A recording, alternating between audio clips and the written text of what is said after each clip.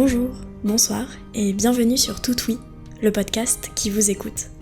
Je m'appelle Johanna et je vous rencontre pour vous offrir un espace de parole complètement libre où chaque épisode dure aussi longtemps que vous avez de choses à me raconter autour d'un thème. Pour cet épisode, je suis avec Marie-Josée, qui s'exprime sur son rapport au temps. Elle parle de son âge, de ses enfants et des années qui passent, parfois à toute vitesse.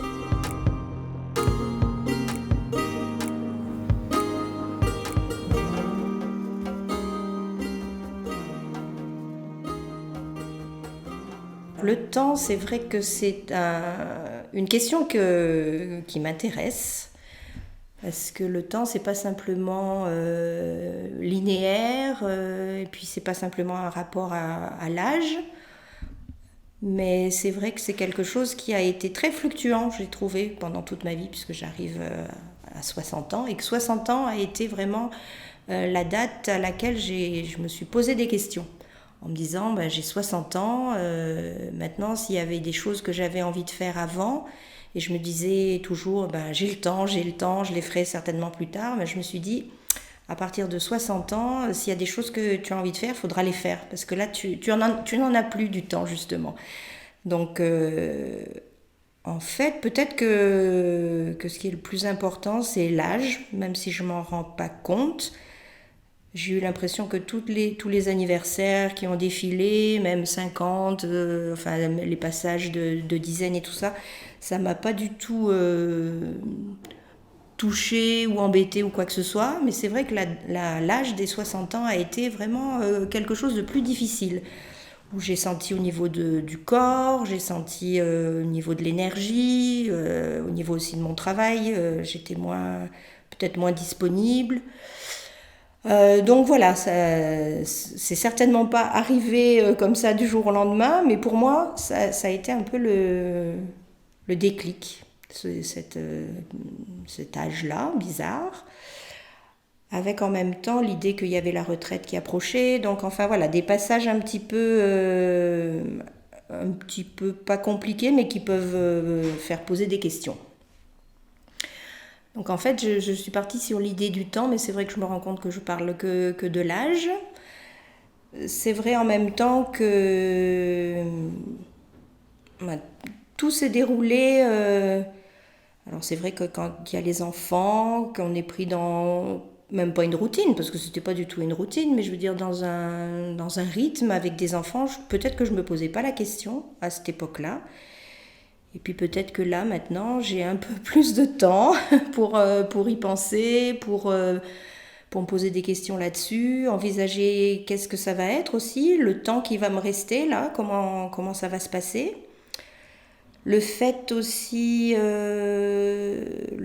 d'être passée au stade de grand-mère, je pense que ça a joué aussi.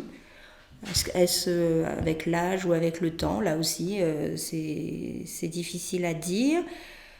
Du coup, là, par rapport à ce que je disais tout à l'heure, où je sentais que j'avais moins d'énergie et tout, je me suis dit, il va falloir que je me rebooste et que je sois de nouveau un peu plus dynamique. Parce que je me suis dit, avec des petits-enfants, il faut quand même il faut être alerte, il faut être... leur donner envie de venir vous voir et pas d'être un vieux crouton qui se repose, qui dit « Ah non, j'ai pas envie, je suis fatiguée », etc. Donc j'ai eu cette sensation d'avoir laissé passer le temps parce que j'avais l'impression que je l'avais et puis en fait ça va très très vite. Et puis maintenant j'arrive à un âge où je me dis « Oh là là, mais tout ça s'est passé, il y a encore plein de choses que j'ai pas faites » et puis... cette notion de de temps qui est en fait très rythmé. On apprend les heures, les dates, les machins. Enfin, je veux dire, tu as l'impression que c'est quelque chose qui ne change pas, alors qu'en fait, une heure ou une année, ça peut sembler peut-être très très long sur certaines fois. Et puis, il y a d'autres années ou d'autres moments qui passent très très vite. Donc, c'est toute la question aussi de comment on le vit, ce temps, et comment on l'appréhende. Et je me suis demandé si on l'appréhendait vraiment ou si c'était le temps qui nous bouffait un peu. Enfin, c'est un peu tarabiscoté tout ça, mais voilà. Moi, pendant longtemps, l'image qui me venait dans mon parcours, comme ça, c'était... voilà, je pense qu'il y a ça aussi qui a beaucoup joué dans mon questionnement. C'est que pendant longtemps, je me voyais comme étant... j'étais une maman, j'avais des enfants. Et tant qu'ils étaient petits, j'avais l'impression que j'étais devant et puis qu'ils me suivaient derrière, que j'étais comme un peu la... Voilà, j'étais là pour leur montrer plein de choses, enfin essayer de leur montrer des choses, essayer de les intéresser voilà, pour qu'ils s'ouvrent un peu à tout. Enfin, j'ai essayé, je dis bien j'ai essayé. Après, il y a eu un moment où ils étaient un petit peu plus grands, donc c'est comme si on avait été un peu tous sur une même ligne, puis on avançait quand même en étant tous ensemble. Et puis là maintenant, voilà, toujours par rapport au temps, j'ai la sensation que moi, je me suis arrêtée, et puis qu'eux, ils continuent. Et ça, c'est la chose normale. Et puis, je suis ravie de voir qu'ils sont autonomes, qu'ils ont l'air bien dans leur vie. C'est très souvent la question que je me pose. Mais par rapport à ce temps, j'ai l'impression que moi, mon temps, il s'est arrêté. C'est comme si, voilà, j'étais inutile maintenant. Voilà. Ça, c'est voilà. 60 ans, c'est comme si j'avais fini quelque chose. Voilà, c'est tout à fait ça. C'est 60 ans, j'ai fini. J'ai pas l'impression que ce qui va me rester soit utile à qui que ce soit, sauf peut-être aux petits-enfants, et que les enfants, voilà, ils sont adultes, ils vivent leur vie, ils ont leur temps à eux maintenant, et voilà, c'est cette sensation de temps qui s'est un petit peu arrêtée et terminée à 60. La sensation d'être inutile par rapport à des enfants que j'ai, enfin à mes enfants que j'ai élevés, c'est ce que je disais un peu tout à l'heure, c'est-à-dire j'avais l'impression quand ils étaient petits, ils avaient tout à découvrir. J'ai fait ce que j'ai pu pour leur faire découvrir certaines choses. Après, voilà, l'impression que ils sont suffisamment autonomes. Alors je parle au niveau de la personnalité, hein, je parle pas d'autonomie financière, machin ou quoi que ce soit, parce que je veux dire ça n'a rien à voir. Là c'est un rôle de parent, les parents sont là pour... oui, ça n'a rien à voir en plus avec le thème, hein, je veux dire c'est vraiment... c'est pas avec le thème du temps, ça c'est... On est présent pour des enfants s'ils ont besoin de nous de manière très concrète, voilà. Mais voilà, c'est ça, c'est de manière très concrète, on pourra toujours être là, les héberger, leur donner des sous s'il y a besoin, leur prêter quoi que ce soit, mais c'est très concret. Mais quand je parle de les avoir accompagnés et puis de me dire maintenant ils sont aptes et autonomes, ça veut dire dans leur propre personnalité, ils n'ont plus besoin que je sois là, ils ont forgé leur personnalité. Ils ont pris des choses, rejeté certaines choses, et puis après, il y a même des choses qu'ils ont découvertes sans moi, après. Dans le temps qu'eux, justement, ont eu pour vivre, pour avoir des expériences, pour... Donc voilà, je suis inutile dans ça, dans le fait que maintenant, ils ont leur personnalité, ils savent ce qu'ils veulent faire... Moi, je peux être là dans le concret, mais pas dans la construction de la personne. Ça y est, leur personne est construite, même bien construite, je trouve. Donc, voilà, c'est en ça qu'il y a eu ce sentiment d'inutilité, mais bon, qui s'atténue hein, quand même. Hein, enfin, je veux dire, ouais, c'est le temps qui passe qui fait ça. De toute façon, c'est la logique des choses.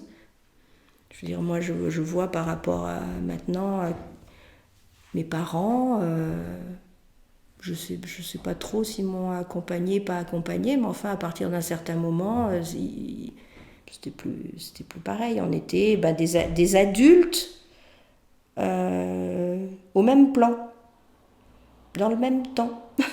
Voilà. 60, ça veut dire 62, je reviens là-dessus, sur la retraite. En même temps, je l'attends, parce que je me dis, là aussi, j'ai fait mon temps. Les jeunes orthos qui arrivent, là, maintenant, sont bien plus calés, formés. Donc je me dis, c'est normal, et c'est bien. Et puis ça va me laisser de nouveau du temps. Mais en même temps, je pense que voilà, autant moi je me suis bloquée à 60 ans en me disant mes enfants sont grands et continuent. Et maintenant, c'est au niveau du travail, c'est on me bloque entre guillemets, parce qu'on est quand même content quand on arrive au bout de sa carrière, mais on me bloque. On me dit, bah maintenant, voilà, c'est fini, toi, c'est comme si tu savais plus faire.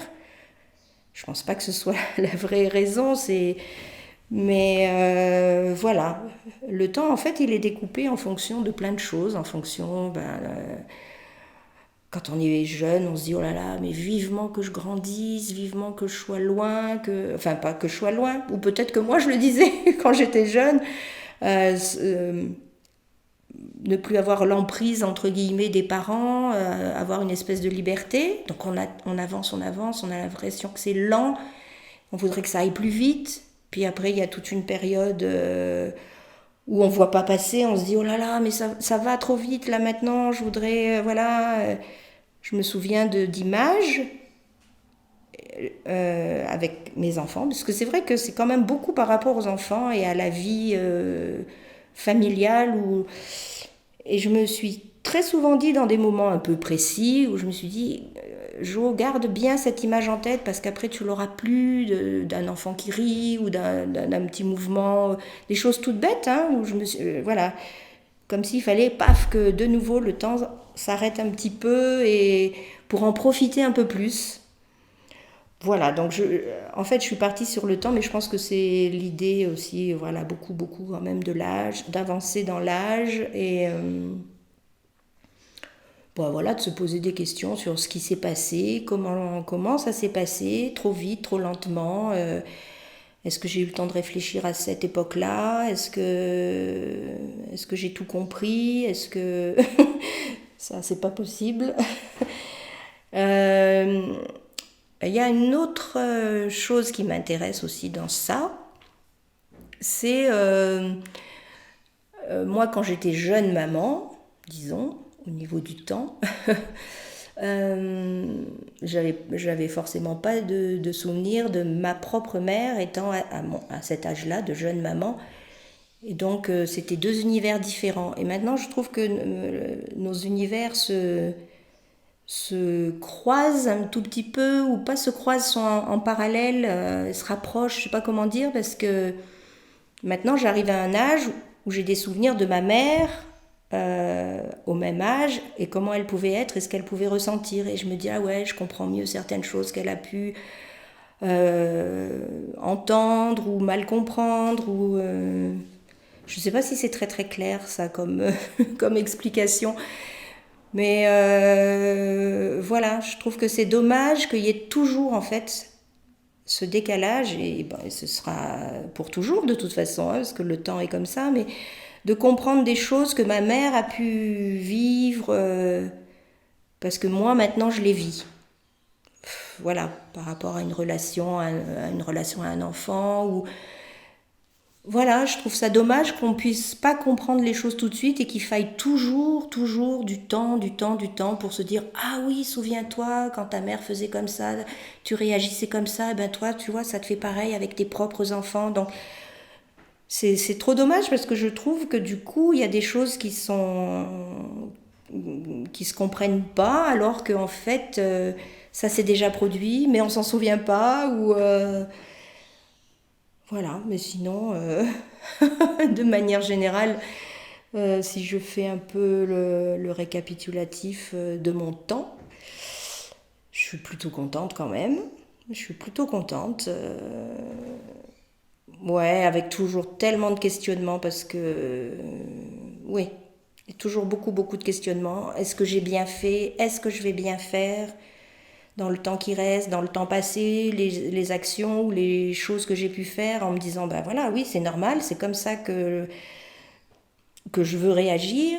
Et puis quelques années plus tard, se dire, mais purée, comment j'ai réagi dans cette situation-là. Ça me choque beaucoup, le fait de se dire, voilà, à telle période je fais comme ça, et puis à telle période un peu plus tard, je me dis, mais pourquoi j'ai agi comme ça? J'ai toujours l'impression qu'il y a ce décalage entre ce qu'on fait, ce qu'on dit, Et puis après, le temps qui nous permet de prendre du recul, peut-être justement, et de se dire, c'est pas tout à fait comme ça qu'il aurait fallu faire ou qu'il aurait fallu dire. Donc voilà, moi j'ai cru que j'allais rester jeune pendant très très très très très longtemps, avec beaucoup d'insouciance. Parce que si je me revois au moment de mes études, autant il y avait des filles, c'est maintenant que je me rends compte, autant il y avait des filles qui savaient qu'elles étaient en train de faire des études pour travailler, voilà. Autant moi j'étais comme si j'avais été au collège ou au lycée, je m'en souviens parfaitement, j'étais pas, voilà, j'avais une insouciance qui persistait alors que j'étais en train de chercher le travail qui allait me faire vivre, et autant le faire, le travail autant qu'il me plaise, ça me plaisait, mais autant le faire correctement. J'ai l'impression que j'étais dans une époque où j'étais encore très très insouciante. Voilà, comme si tous les sentiments et les façons de faire ne sont jamais les bonnes parce que c'est jamais le bon moment. Toujours par rapport au temps, par rapport à cette idée d'insouciance que j'avais quand j'ai fait mes études. Et après, quand toujours le questionnement en fait. Le temps a passé, j'ai eu les enfants, je me suis pas posé de questions, j'ai fait le choix de rester. Alors ça, pour le coup, il n'y a pas de problème, quelle que soit l'année ou le temps, avant, après, je me suis jamais posé de questions et je suis toujours sûre de ma réponse. Pour le coup, c'était je m'arrête pour rester à la maison avec mes enfants. C'était ce que je voulais, mon travail était vraiment secondaire. Et par contre, après, quand j'ai repris le travail vraiment, avec plus du tout la possibilité de me dire je vais être en congé parental ou quoi que ce soit, c'est là que j'ai découvert mon travail. Et vraiment, c'est les 20 dernières années là où je me suis investie beaucoup plus et j'étais bien dans mon travail. Donc toujours la notion d'être en décalage par rapport au temps, par rapport à l'âge. J'ai jamais été comme il fallait à l'âge où il fallait, je crois. Voilà, un truc comme ça. Voilà, si, en fait, ça me fait évoquer plein de choses, encore le temps. Encore, en tout cas, 2 choses bien précises. C'est qu'il y a eu les quelques années où ma maman a vécu donc, dans la même ville que moi. Et pendant longtemps, je me suis dit, parce que j'ai l'impression de m'en être beaucoup occupée, d'avoir vraiment pris le temps pour elle. Et du coup, je m'étais mise un peu de côté, certainement. Et pendant longtemps, j'ai dit, toutes ces années que je perds, toutes ces années... Et il y a très souvent des moments où j'y repense en me disant mais franchement t'as pas su profiter de ce temps, et voilà, j'ai des regrets, donc c'est pénible d'être toujours à se questionner. Je me souviens de fois où je suis arrivée là pour la voir et je soufflais, où j'étais pas en forme parce que pour le coup je sortais du boulot, je pouvais pas je décidais de ne pas rentrer chez moi tout de suite pour aller la voir, et au lieu d'en profiter de ce moment, de ce temps, eh bien, je ronchonnais. Et puis maintenant, je me dis, la pauvre, comment elle a pu vivre ça? Voilà, et l'autre domaine dans lequel on peut parler aussi du temps, c'est ce temps de confinement un peu bizarre, où donc on ne peut pas sortir, etc. Donc... Ça revient un peu sur l'idée du début quand j'ai dit j'ai eu 60 ans et à partir de maintenant, s'il y a des choses que je veux faire, il faut vraiment que je me force, même si c'est des choses qui me font peur, ou il faut que je le fasse, pour me dire, voilà, c'est des choses que j'avais envie de faire et il est temps de les faire. Eh bien, bizarrement, et bon, il y a eu des hauts et des bas dans ce confinement, il ne faut pas dire que tout était bien, mais on était privilégiés, on avait la chance d'avoir un extérieur, d'avoir une grande maison, donc on n'était pas cloîtrés. Et pour le coup, là, j'ai pris du temps pour faire d'autres choses qui traînaient, qui n'étaient pas forcément non plus d'une utilité capitale, mais redécouvrir que, voilà, toute la journée qui est là, c'est du temps pour toi. Donc je me traîne avec mes mots croisés, mon livre, et puis je passe d'un étage à l'autre. De temps en temps, je me pose, je me dis, bah tiens, je vais faire ça. Et j'ai fait du tri, j'ai fait... C'est vrai que, voilà, là, pour le coup, c'était du temps qui m'appartenait entièrement en plus, puisque mes enfants n'étaient plus là, j'avais plus le travail, on ne pouvait pas sortir, et donc du coup je culpabilisais moins à l'idée de pas faire grand-chose, parce que ça aussi, c'est quelque chose qui existe, l'idée que le temps passe et qu'il faut en profiter au maximum, aller au cinéma, aller au resto, faire des trucs, meubler le temps. Et puis en fait, pendant 2 mois, j'ai réalisé que j'étais beaucoup moins angoissée à l'idée de, voilà, je n'ai pas à m'angoisser parce que de toute façon, je ne peux pas sortir, je ne peux pas aller au resto, j'ai pas à me forcer, entre guillemets. Parce que voilà, j'ai aussi cette sensation parfois de me dire, t'as du temps, il faut pas simplement travailler, le soir, allez, il faut sortir, faut faire quelque chose, quoi. Comme si sinon le temps n'était pas bien rempli, pas comme il faut. Pendant ces 2 mois, j'ai pas fait de ciné. Alors, je vais pas dire non plus que ça me manque pas, hein, de voir les gens. Ça, c'est quelque chose qui me manque beaucoup. Mais j'ai pas été au ciné, j'ai pas été au resto. Ça me manque un petit peu, ça me manque de voir les gens, mais j'ai pu le faire sans que... quand j'ai le temps, j'ai l'angoisse de le remplir, ce temps, parce que il faut que je sorte, il faut faire quelque chose, absolument. Et là, j'étais pas du tout angoissée pendant ces 2 mois, parce que de toute façon, rien ne pouvait se présenter à moi, c'était interdit. Donc du coup, j'étais bien, j'avais pas d'angoisse de me dire, oh là là, Jo, t'as pas fait ça alors que t'aurais pu, ou là, je pouvais rien faire, donc j'étais tranquille chez moi. Alors, je sais pas si j'ai vraiment parlé du rapport au temps ou de la notion d'âge, ou est-ce que à 40 ans j'aurais eu envie de parler comme ça? Je pense pas, parce qu'à 40 ans, de toute façon, j'étais occupée par autre chose. J'avais pas le temps. Ah, c'est fou ça. J'avais pas le temps de penser. Voilà, il y avait les enfants à la maison et j'étais prise là-dedans. Et du coup, ça me convenait parfaitement. Donc, j'avais aucun questionnement. J'étais bien. Voilà, donc peut-être l'histoire de l'âge, l'histoire de se sentir un peu inutile, qui fait que peut-être le questionnement se met en place comme ça. La sensation d'être inutile comme ça, c'est parce que c'est comme si j'avais accompli ce que j'avais à accomplir, à savoir, du coup, oui, il y a 2 choses. Je veux dire, moi, l'accompagnement de mes enfants était vraiment très important. Donc j'ai l'impression que maintenant, ils n'ont plus besoin d'être accompagnés. Donc ça, c'est comme si j'avais eu une tâche ou un travail à faire et qui est terminé.